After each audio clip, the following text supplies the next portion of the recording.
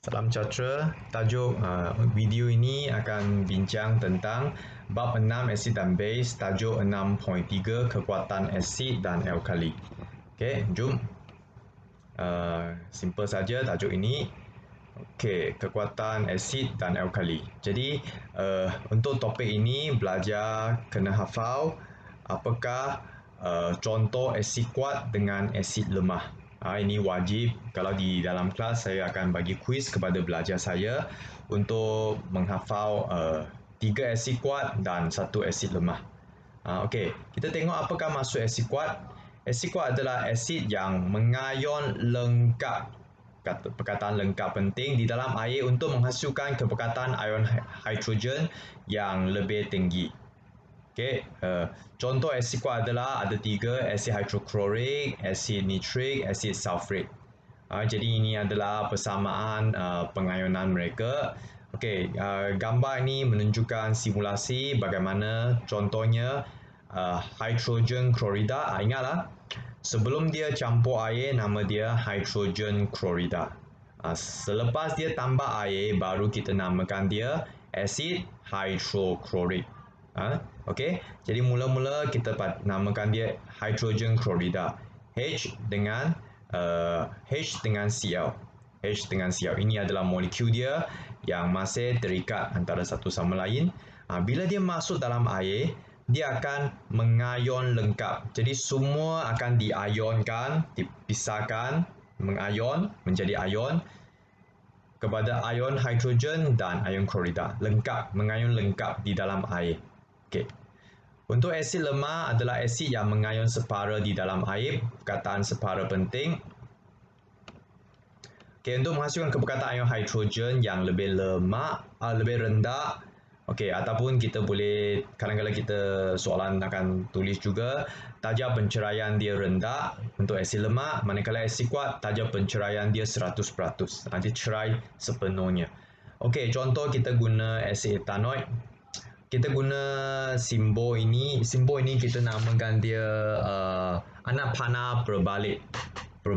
Okey, menunjukkan bahawa asid etanoik ini boleh membentuk ion hidrogen dan ion etanoik. Okey, dan pada masa yang sama mereka boleh gabung semula tukar balik kepada asid etanoik. Okey, kita tengok contoh. Ini adalah molekul untuk asid etanoik yang semua atom-atom masih terikat antara satu sama lain. Bila kita masuk air, ada molekul yang masih tidak mengayun lagi dan hanya sebahagian ataupun sedikit molekul asid etanoik saja mengayon. Kita namakan dia mengayon separa. Separa mengayon, contohnya ini, 3 ini tidak mengayon. Hanya satu saja ini mengayon kepada ion hidrogen dan ion etanoik. Okey, nama ini nanti form 5 kita akan belajar di dalam bab sepatian karbon. Okey, untuk nama etanoik. Etanoik akan menjadi etanoat. Okey, jadi ini mengayon separa. Mengayon separa maksudnya ada molekul yang mengayon, ada molekul lagi dia masih dalam bentuk molekul, belum lagi diayonkan. Okey, jadi ini adalah sedikit simulasi ataupun gambar untuk menerangkan mengayon lengkap dengan mengayon separa. Okey, jadi belajar ingat 3 asid kuat, boleh ingat tak? HCl, HNO3, H2SO4. Kena hafal. Dan asid lemah satu je, asid etanoik yang untuk membuat cuka itu. Okey, ada 4 lah untuk asid kena hafal. Seterusnya untuk alkali ada 3, iaitu asid kuat, maksud dia definisi dia sama. Alkali yang mengayon lengkap di dalam air untuk menghasilkan kepekatan ion hidroksida OH negatif. Alkali OH negatif yang lebih tinggi. Okey, 2 contoh alkali kuat iaitu NaO, larutan natrium hidroksida, dan juga larutan kalium hidroksida. Manakala alkali lemah, satu contoh sahaja iaitu larutan amonia NH3. Okay, dia mengayon separa dalam air dan menghasilkan kepekatan ion OH negatif yang lebih rendah. Okay, contoh larutan amonia.